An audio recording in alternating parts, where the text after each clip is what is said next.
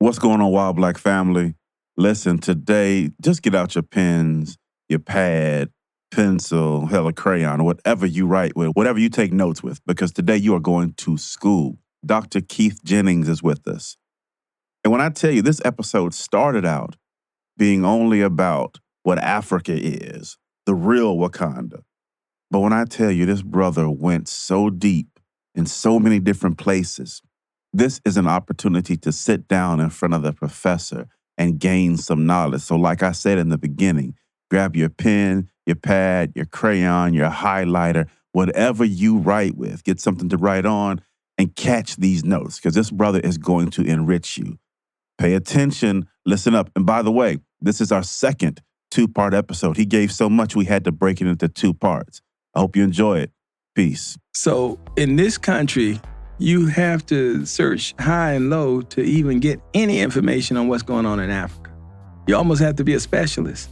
Right. And the lack of knowledge about Africa will lead you to think that it's a country. Correct. Or that Madagascar is a movie. Correct. You know, and, Right. And so the marginalization of Africa in terms of foreign policy, it also reflects this schizophrenic nature of this society. It don't want to talk about Africa because if you talk about Africa, then you got to talk about how did these 45 million African Americans come to be? Because as I tell some of my students, we didn't always exist. And they said, Dr. Jennings, what you talking about? We are a combination and a mixture of people through a cruel process that produced us. You know, Richard Wright wrote about our strange birth. And that's how we became who we are.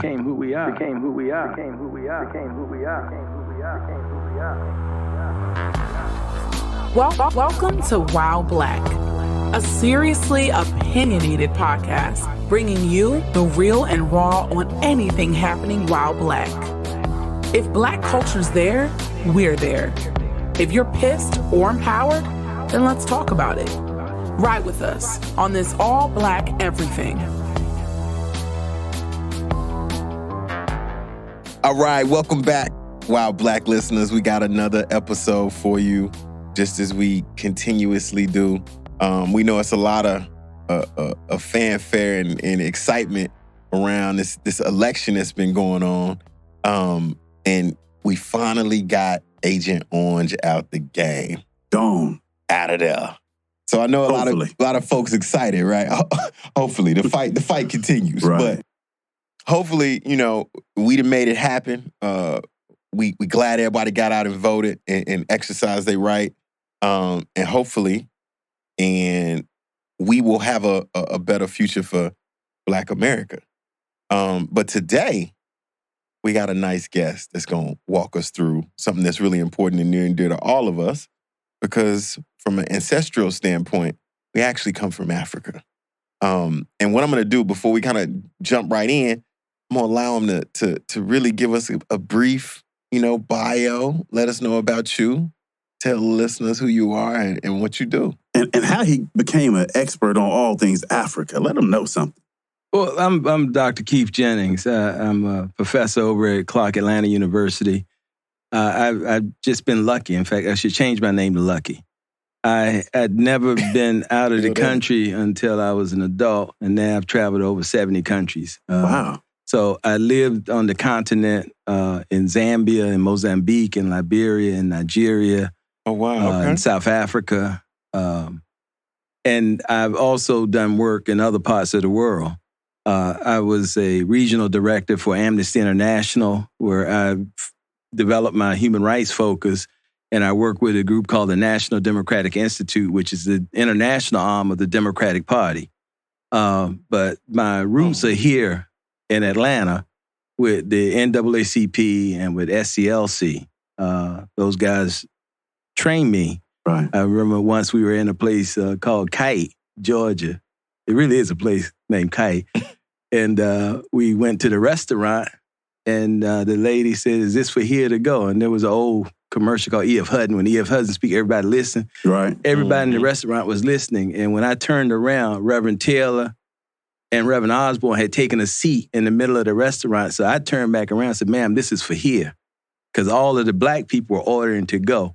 Ooh. And it was those kinds of experiences that taught me how to make sure that I use my skills to help liberate our people. Amen. And the rest of the stuff that I've done is interesting. I work with the World Council of Churches. We did a project here in the United States, Racism as a Human Rights Violation. And we had hearings in Pine Ridge, Indian country, and in Birmingham simultaneously, because the two pillars of the founding of this country is genocide against indigenous people and the enslavement of the African people. Absolutely. So when you all were initially talking about, I'm from Mississippi and Detroit, Malcolm used to say, well, if a cat had kittens in the oven, that don't make them biscuits. So I a like lot that. of people, a lot of people want to be anything but black. If a cat had kittens in the oven, that don't make them biscuits. Man. But I also wanted to say on this Georgia thing that for everybody who participated and those who didn't, it's like they say in church, everybody that gave and didn't have it, you should take a deep breath and celebrate. Yes. This is history. It's going to be in the history books and people are going to be writing about it and talking about it. I just wanted to say one other thing. When you all were talking about Agent Orange getting out of here. Well, this is folklore. Every goodbye ain't gone. Hey, that's a true story. So 72 million represents Trumpism. Now, what we should celebrate is this temporary thing, because our people, especially a lot of the women in the poorest county in metropolitan Atlanta, in Clayton County, they were able to throw a body block against this fascism that was rising in the country. And I'm so proud of them. And I just wish I could, there was a way for us to thank everybody.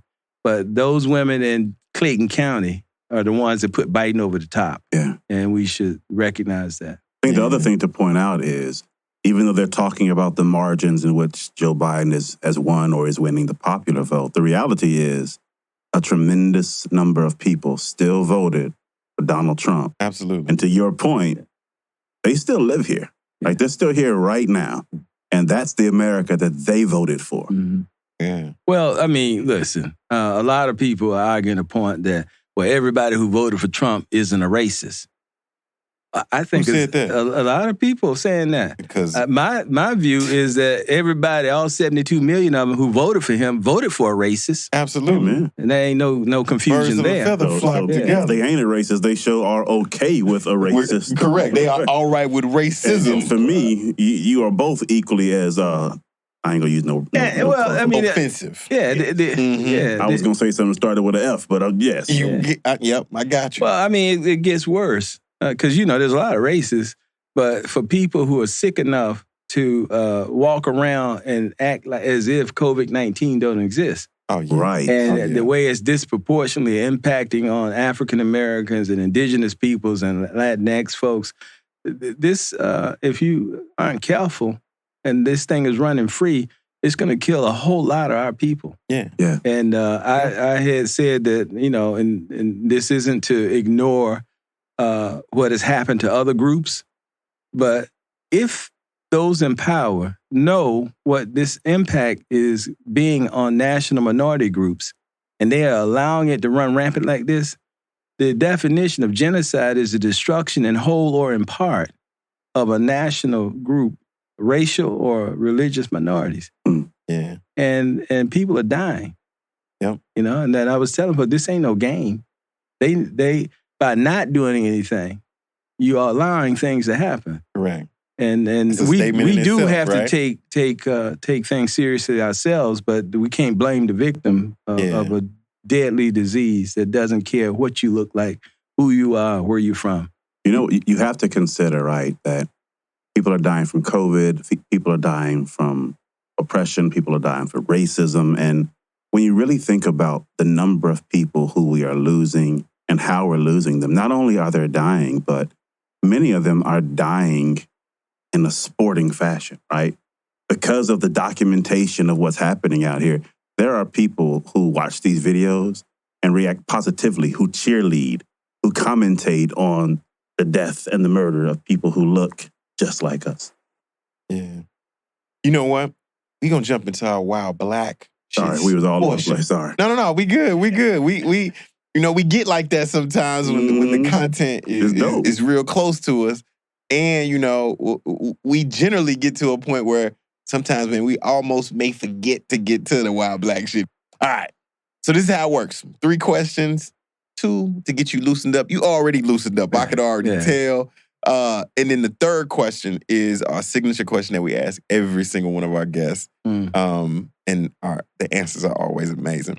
All right, you ready to go? Yeah, let's go. First question. In the movie Coming to America, who was Prince Akeem's who was he competing with to get Lisa from McDowell's? I forget the Jerry Curl boy name. Yeah. You pinpointed him. Yeah. It started with a D. Brother Daryl. Daryl. Yeah, exactly. Yeah, exactly. Yeah. All right, here go a bonus question. Finish the words to this song from the movie Coming to America. Feel free to sing it. Just let your soul free. Glow. It was he's still on liberation, baby. Man, he's right. He said free. He went straight to free. Free. Let your soul free. I'm here for the liberation of Soul Glow. Soul Glow. Soul, I remember Soul Glow. Yeah. Second question. Name your top 3 favorite Black movies and why. Django. My man. That's one of my favorites too. Yeah. And the reason why you had that one listed. On Django is because of the role Samuel Jackson, Stephen. The way he had us hating Stephen, the cat needed to get Academy Award. Steve. Yeah. And we need to give out some Stephen Awards here in Georgia to Vernon Jones. Because he's a sick person to jump into an audience full of white folks without masks. Did you see him outside the State Farm Arena the night they were counting the votes? He was out there with Trump Jr.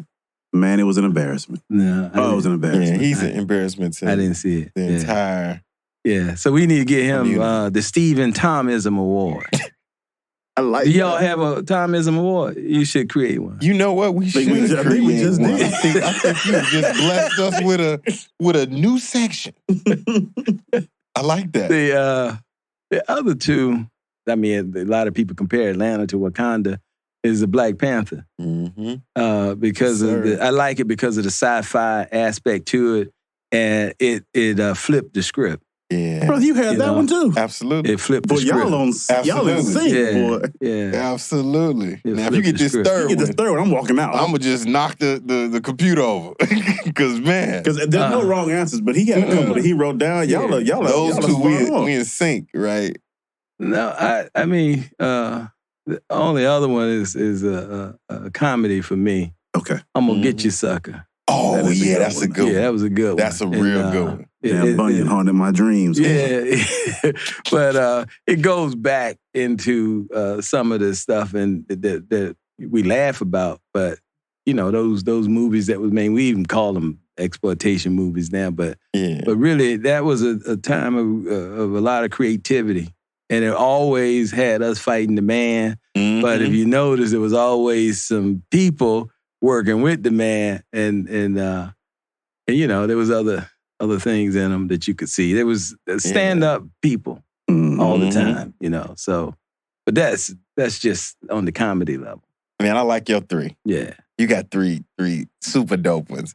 My 2 was Django and Black Panther. And Black Panther was simply because of the sci-fi. It's like the future of what we can actually do as people. Yeah. When we really kind of unify and get together and then start moving in a singular direction.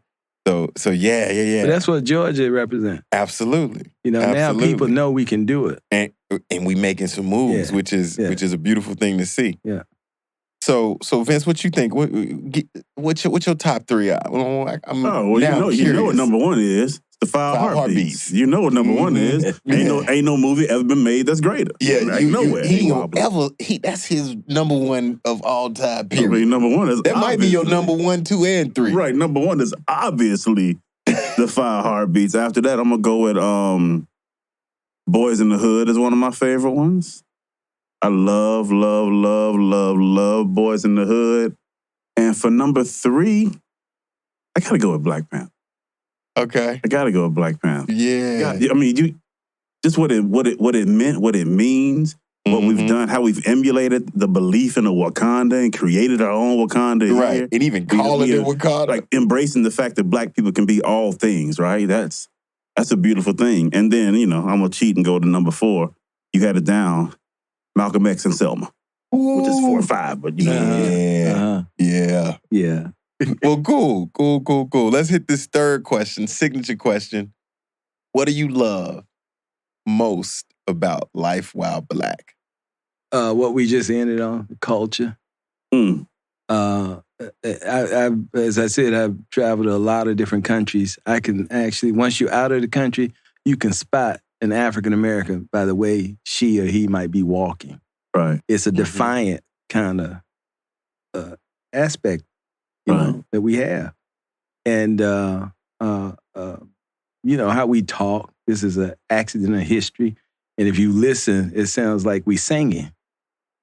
And that's why a lot of people, it's Dr. King's way of delivering, it's like a song, So I think the culture, all aspects of it, the arts, and the dancing and everything,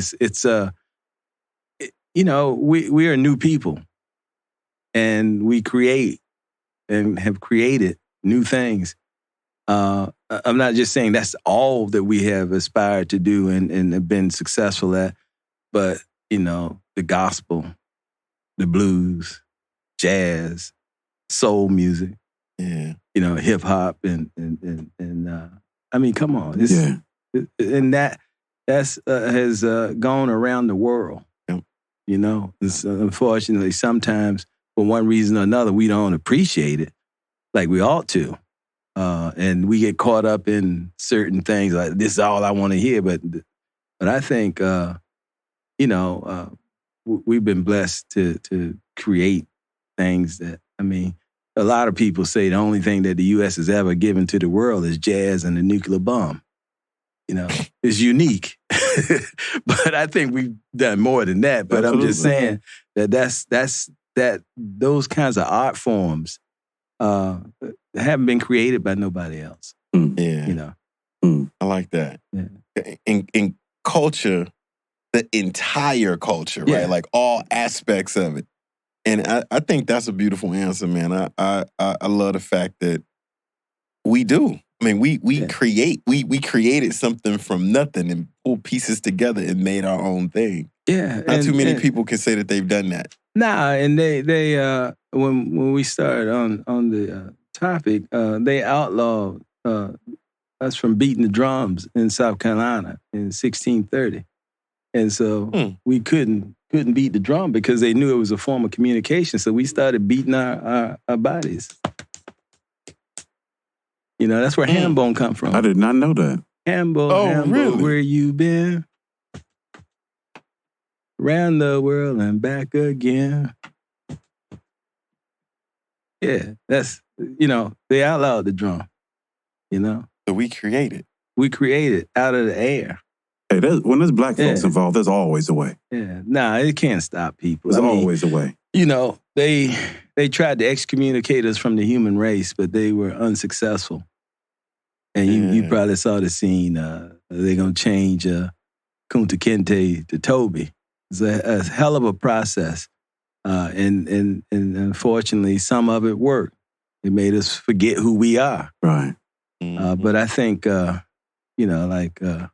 McFadden and Whitehead said, ain't no stopping us now. Because I think there's a different mood out here right now. Yeah. People ain't taking this. At all. There's a piece I just hear, Sounds of Blackness.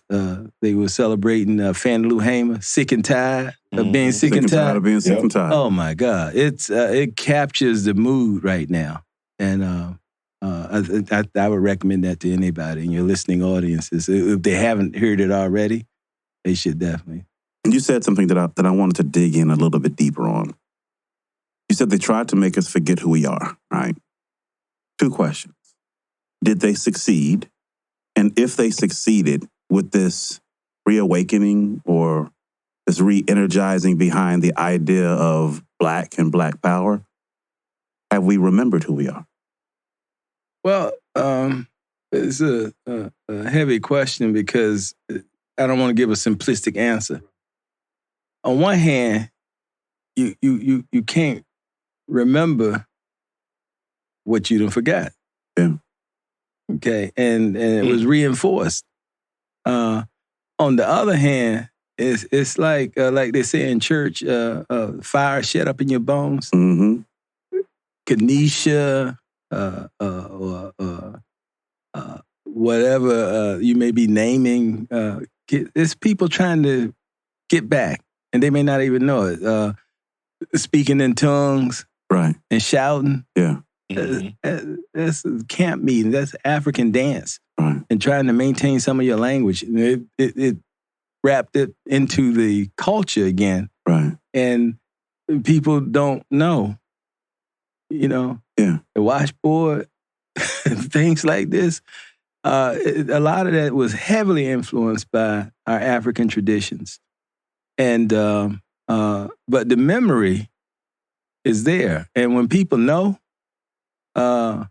it's like one of these sisters said, that's why I'm so proud of the Black Lives Matter people. She said, you lucky that we want to be equal and not fighting for revenge. Right. Correct. Given what happened to us for 246 years of enslavement, it's since, in this particular sector of North America. Right. And that may be some of the fear that's driving people mad, because you have to be mad to be voting for somebody who is a sick person. Absolutely. Just at every level. It's abundantly and obviously. Crazyology 101. We got a whole class for 4 years. Right. Yeah. So, but I could go on, but no, I don't think they were successful because we exist. And there have been high periods and low periods. Right. And they've tried to write certain people out of history, like Paul Robeson. Right. Dr. Du Bois. Say, you can't do it. All of our great people, they revered Africa, and they fought for, during their period of time, they fought against colonialism, or whatever it might be. And that's what we got to do. We make our contribution. As Amilcar Cabral, who was a freedom fighter in Guinea-Bissau, used to say, you just be a humble person trying to do your duty in the context of your time. And that's our challenge. In the context of your time. That's it. It ain't, some people want credit for everything. Other people just want to do. And this memory piece is very, very important. If you think that Tim Cotton, he's a senator from Arkansas. Yep. Oh, yeah, we know. If you think he was saying that it was a necessary evil, is not built on the memory of the Confederacy and why Donald Trump is fighting against those bases being renamed and all of that, it ain't no accident. And so in these AP courses in high school and in the high schools, he's saying we ain't gonna get no money if they use the 1619 curriculum. Mm-hmm. What is the 1619 curriculum? It points out that we were oppressed and exploited, but they want to write down that we were workers. We were migrant workers. Wait a minute. Yeah. You can't it was a process. You can't change. We weren't slaves. We were enslaved. It was a Right. process. And so I think that's... We were not the action that was done to us. Yeah. Nor did we immigrate here. No, not at all. Immigration. We didn't come here unwilling, like willingly. Right. Now, and in our tradition, a lot of things, again, that we don't sing because we've sort of forgotten about it, but oh freedom over me. And before I be a slave, I'll be buried in my grave. Go home. Before I'll be a slave, I'll be that has buried meaning. in my grave. Steal away. That was Harriet Tubman. As she told one scared Negro. Yeah. The only people to go with me, people that want to be free. If you don't want to be free, I leave you right here. And that kind of determination, I think, is what is related to memory. Because if you know, right, then you're called to do something. Right. And that is the challenge. A lot of people, especially in the academy, we call them armchair revolutionaries. They got to answer to everything and won't bust a grape, you know? And the real situation, I was talking to some students today from Grambling and Southern. Okay, Southern University. I'm a graduate, so I'm excited. Yeah, and I told them that a lot of times all people know about Southern and Grambling is football. But they are working on environmental justice issues. And I told them how important the work is because it has application around the world. And so we have to break through stereotypes that have been engendered and imposed on us. And I think that memory is a key to that. So they haven't been successful, but a lot of people watch too much Tarzan. Right. I love the focus on memory. And I know we got other things to talk about, but I think this is needed and it's so good. So I want to ask an additional question there, right? Something that I've personally been dealing with and struggling with is as my grandparents got older and eventually passed, I lost my last grandmother Valentine's Day last year, around there, right? I began really, really thinking about how do we capture the story, right? How do we contain, encapsulate, and guarantee the memories are here to be passed on, right? Because I can tell my children so much, but every time we lose someone of that stature, my grandmother was 95 years old. There's a lot in there, right? How do we do a better job of making sure that the memories and our history is there to be told? Well, we have to value it first, and not see seniors within our community as people that you can just throw away. You know, it's so much of our history is tied up with people. You know, one time my grandmother, she was a mother in the church, and one of the sisters, they were up to somebody had to read the Bible, you know, opening Bible verse. And so they were pushing the book to each other because neither one could read. And we didn't know. So it was so funny to us as children, but we never investigated why couldn't they read? Yeah. They didn't have no opportunity to go to school. But my grandmother is the same person who taught me about the laws of physics and political science. The pressure will burst the pipe. And lessons like give out before you give up. These people had wisdom. Yeah. And many of them had stories that they didn't share because they didn't think nobody was interested in it. You know, and so we have to find ways and means to recover some of that stuff. Something that went on during the Depression era, the 30s, a lot of the slave narratives that were written down. And I think, you know, maybe we should try now to begin to capture things because there was a whole lot that went on in the last century. And some people are still around and they were part of it. We only talk about the grass tops, but a lot of the grassroots people that were involved, it's just a lot of lessons there. And everybody wasn't involved. Some of my friends said everybody who say they were involved, the earth would be tilted, you know? But I marched with Mud. They ain't marched nowhere. But that's okay, you know? But I think that's the thing. I'm looking at some of the ancestry things in my family now. And, you know, we can't let those people, first of all, we have to discover who they were. But we can't let it just be they were a name, which was imposed on them. It ain't their name, you know? But I mean, like, for instance, in Virginia, where I'm from, the first person executed was a black woman. And she was executed, you know, the death penalty for poisoning the master. Now, what did the master do? I don't know what she did, why she did what she did, but as an enslaved person, you got a right to fight against slavery.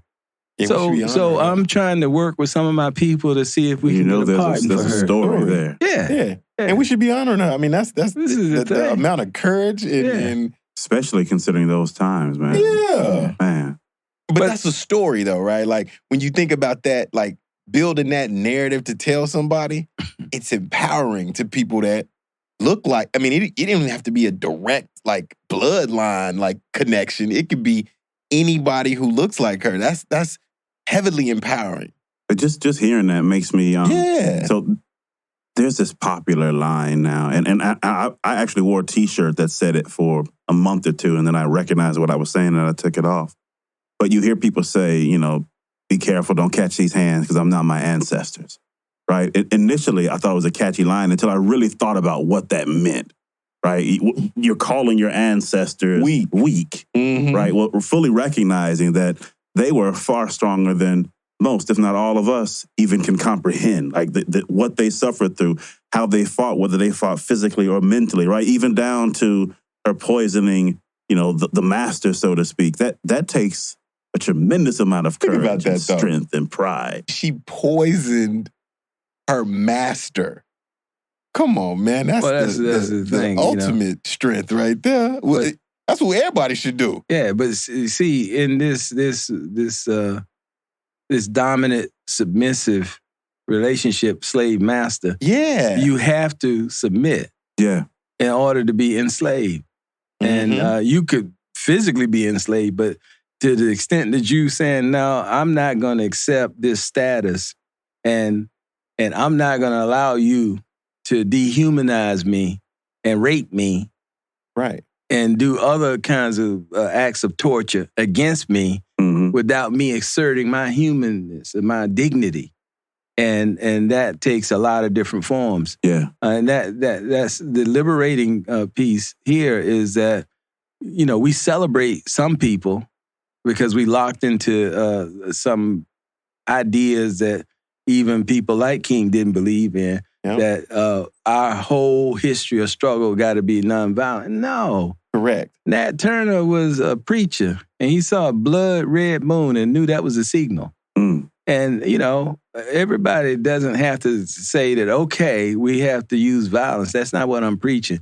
I'm saying in the context of being enslaved, what do? You fight for freedom. Correct. Right. By any means. Yeah, and that can look a whole lot of different ways. And so it should look a lot of different ways. So there are a lot of heroes and heroines that we ignore because of the particular method. We use contemporary lens to look back as opposed to looking back in the context that it existed in. I like that. And so I just think we're dealing with a lot of gaps that we have to try to fill.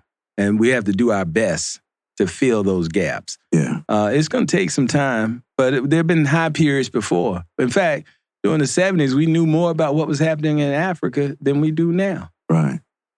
Yeah. When we got computers and everything, that the information is accessible. Yep. More easily now than ever before. Yeah. Look, I think that's a great transition, right? Yeah, so it is. As great as this conversation has been, and Lord, it's been great. I do want to get into Africa a little bit, right? And you just made a point that's great.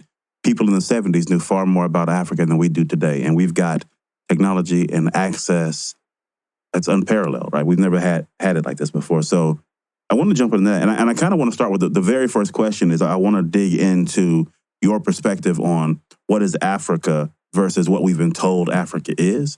But I want to start with the fact that Africa is a continent and not a country. Correct. Yeah. Which I mean, the level of scale you have to think about, because contextually nobody thinks about it like that. And like, the representation on the map is wrong. Yeah. Correct. Yeah. On most of the maps, yeah. Well, two things. First, the knowledge piece. Right. Africa is marginalized when it comes to the foreign policy of the United States. So when they talk about, well, what's going to be the difference with Biden, but you don't even hear Africa mentioned. So in this country, you have to search high and low to even get any information on what's going on in Africa. You almost have to be a specialist. Right. And the lack of knowledge about Africa will lead you to think that it's a country. Correct. or that Madagascar is a movie. Correct. You know, and, Right. And so the marginalization of Africa in terms of foreign policy, it also reflects this schizophrenic nature of this society. It don't want to talk about Africa because if you talk about Africa, then you got to talk about how did these 45 million African Americans come to be? Because as I tell some of my students, we didn't always exist. And they said, Dr. Jennings, what you talking about? African American.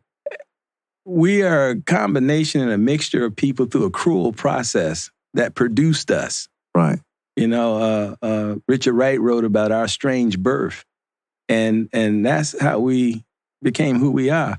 For a 3-year period, African Americans or African descendant people were freed in 1865.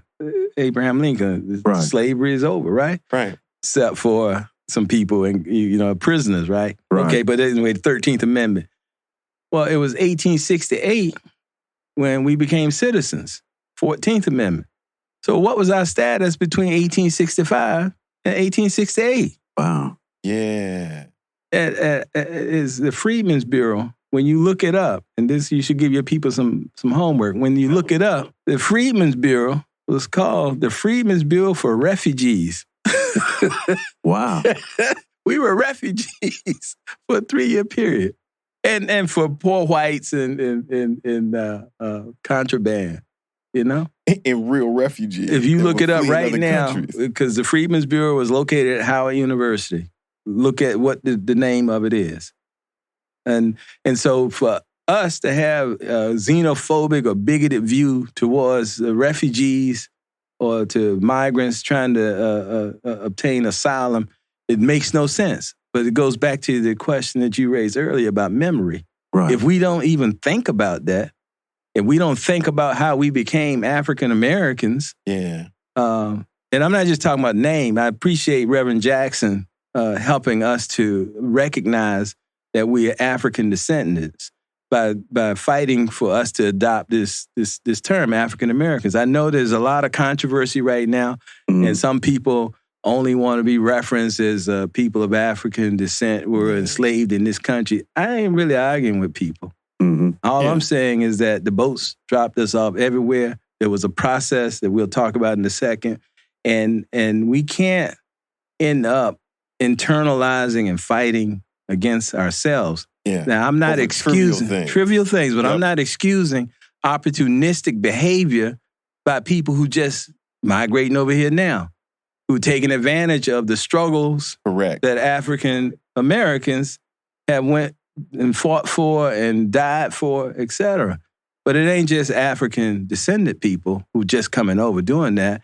White women were the biggest beneficiaries of affirmative action. Right. Okay? And I ain't against white women moving up because they were looked at as property for most of their existence in this country too. But I'm talking about African descendant people. And to the extent that we know about the various struggles that people are going through, and to the extent that we can tell people about our struggle, the solidarity, the convergence of interest will be easier to achieve. But it begins with the whole question of knowledge. And back to your question, let me just tell you what you asked me. Africa, on just the size of Africa, the magnitude of it, India, Canada, and the United States could fit within Africa. And those are 3 of the largest countries in the world. Yes. Okay? Yes. And the continent is the second largest continent. And it sort of sits, half of it is above the equator and half of it is below the equator. And for a lot of the people who are into the scientific things, you wonder, okay, how did this place just land right here? And but the continent is perfectly located to develop and exploit solar energy, which is 21st century. You know, because it's got sunlight every day. Okay.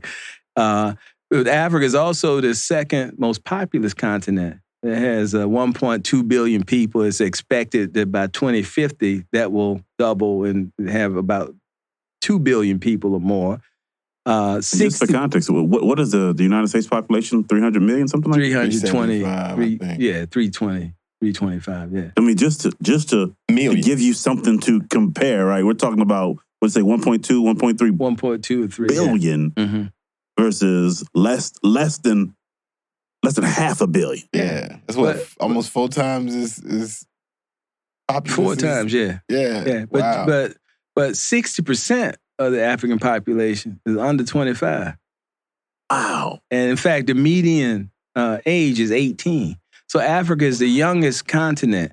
And in fact, really? By in a few years, it will be the only continent where the birth rates are at replacement. In most other continents, it's 0. Yeah. And Europe is declining. Yeah. Okay. And so you take a country like Uganda, 70% of its population are young people. You know, the other thing about the continent is that it has provided so much of the core things needed for the old economy, oil, diamonds, industrialized diamonds, et cetera, and all kinds of minerals that, we wouldn't even think about. In fact, some of the more profitable minerals, gold and diamonds, Africa, less than a decade ago, 22% of the world's total production of gold came from Africa. And South Africa accounts for almost half of the gold. I actually hear that, and I hear something very interesting, right? The premise of vibranium inside of Black Panther being a mineral that comes exclusively from Wakanda is actually true. It's just multiple minerals and metals are comprised of what vibranium represents, right? Africa is producing a shit ton of the important stuff that we need. Yeah, and some of the diamonds that I'm talking about, are that quality. I'm not talking about the bling bling, that people wear. Yeah. I'm talking about the industrialized diamonds that people use to cut shit. To cut. Yeah. Right. The real diamonds. Yeah. But some of the other things that were in the old economy but are so essential for the present economy is like platinum that's used in jewelry and industrial applications. Nickel for stainless steel, magnets, coins, rechargeable batteries. Nickel cadmium. Yeah. All this is coming out of bauxite. Yeah, that aluminum comes from, and cobalt. You ain't gonna have no smartphone without cobalt. Okay? Uranium. Yeah. 90% of the uranium in the world come located in 2 countries in Africa. During one of the investigations, they were talking about yellow cake. Right. Yeah. The French are in Niger taking uranium out 24 hours a day. Okay? And if you remember, one of these U.S. Was recently attacked there because they happened to provide security for the French operation. And I think that, what the United States is doing in Africa, we don't know a lot about because it's not discussed. I mean, it's all public record, except for the covert activities, and that even is supposed to be known by members of Congress. But I think that when you look at the role of Africa, you got to go back to the colonial period because the continent is what we call in economics was it had its normal flow interrupted. That's what slavery was, and the legacy and the consequences are not only felt here but there, and that's why you have a lot of port cities because it was an extractive process. Some through trade, others through kidnapping, but it was a dehumanizing process, bringing people back across the Atlantic. Dr. Du Bois said that the slave ships were so regular that it changed the patterns of the shocks because they knew they were going to eat. Hey, family, I told you. You've now been through part 1 of Dr. Keith Jennings, and I know you feel better about yourself already. I know you learned something, but all I can tell you is the last few lines you heard in this episode is where the next begins, and we're getting ready to go deep into the history of a people, of our people. So that pad and that pen you got, put them to the side because you're going to need them again next week. Put them to the side because you're going to need them again next week when he comes and he finishes delivering. You will be better. This is Wakanda. Peace. Love you. Out.